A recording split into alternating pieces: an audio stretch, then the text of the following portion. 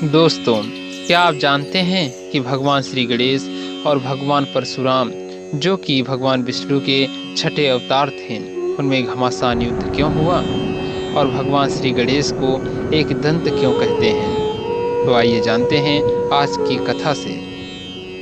यह कथा उस समय की है जब भगवान गणेश और परशुराम के बीच एक अद्भुत युद्ध हुआ था।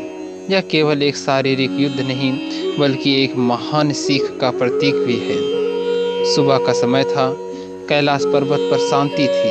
उस दिन भगवान शंकर और माता पार्वती ध्यान में थे और विघ्नहर्ता श्री गणेश द्वारपाल बन कर भगवान शंकर और माता पार्वती के ध्यान का रक्षा कर रहे थे, जिससे कोई उनका ध्यान भंग न कर सके। लेकिन दोस्तों, तब वातावरण में तेज ऊर्जा प्रवाहित हुई और दूर से तेज कदमों की आहट गूंज उठी। यह कोई साधारण आगंतुक नहीं, स्वयं भगवान परशुराम थे, जो अपने गुरुदेव भगवान शिव से मिलने कैलाश पर्वत पहुंचे थे। वे भगवान शिव के परम भक्त थे और शिव जी द्वारा दिए गए परशु के स्वामी भी थे। लेकिन जैसे ही उन्होंने द्वार पर कदम रखा, एक बालक ने उन्हें रोक लिया। वह थे भगवान गणेश। गणेश जी माता पार्वती और भगवान शंकर की आज्ञा से द्वारपाल बनकर खड़े थे। उन्होंने विनम्रता से हाथ जोड़कर कहा, भगवान परशुराम, पिताश्री और माताश्री गहन ध्यान में हैं, कृपया कुछ समय प्रतीक्षा करें। लेकिन दोस्तों, क्रोधित स्वभाव के भगवान परशुराम के लिए यह सुनना कठिन था। वे क्रोध से बोले, मैं शिव जी का प्रिय शिष्य हूँ, मुझे रोकने वाले तुम कौन होते हो?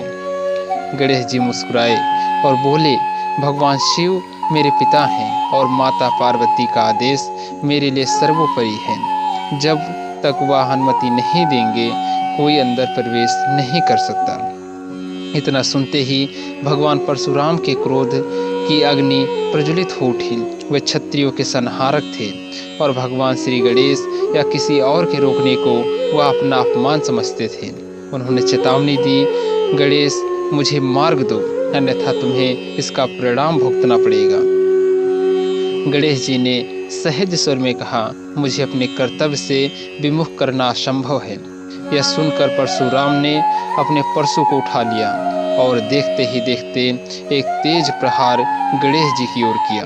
किंतु भगवान श्री गणेश सर्वशक्तिमान और परम बलशाली हैं। उन्होंने अपने दांतों से उस प्रहार को रोकना चाहा, लेकिन दोस्तों, परशुराम का परशु शिव जी का दिया हुआ है, इसलिए भगवान श्री गणेश ने शिवास्त्र की महिमा का सम्मान रखने के लिए उस वार को अपने एक दांत पर ले लिया, जिससे परशु सीधा भगवान गणेश जी के एक दांत पर लगा और वह टूट गया।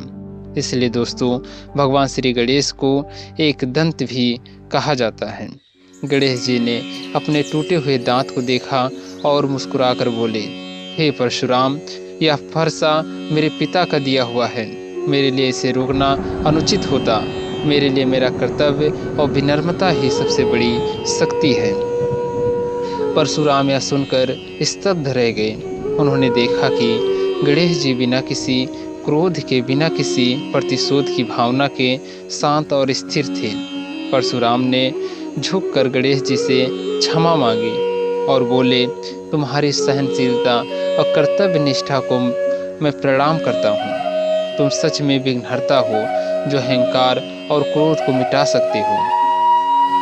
और भगवान परशुराम ने विनम्रता स्वर में कहा, गणेश, तुम केवल बल में ही नहीं, बल्कि धैर्य और बुद्धि में भी अद्वितीय हो। तुम मुझे क्षमा करो। दोस्तों, इस कथा से हमें यह सीख मिलती है कि जीवन में शक्ति से ज़्यादा धैर्य, बुद्धि और क्षमा का महत्व है। कभी कभी जीवन में हमें ऐसी विषम परिस्थितियों को सहन करना पड़ता है और उनसे सीख लेनी होती है। भगवान गणेश ने हमें सिखाया कि सच्ची शक्ति अंदरूनी शांति में है।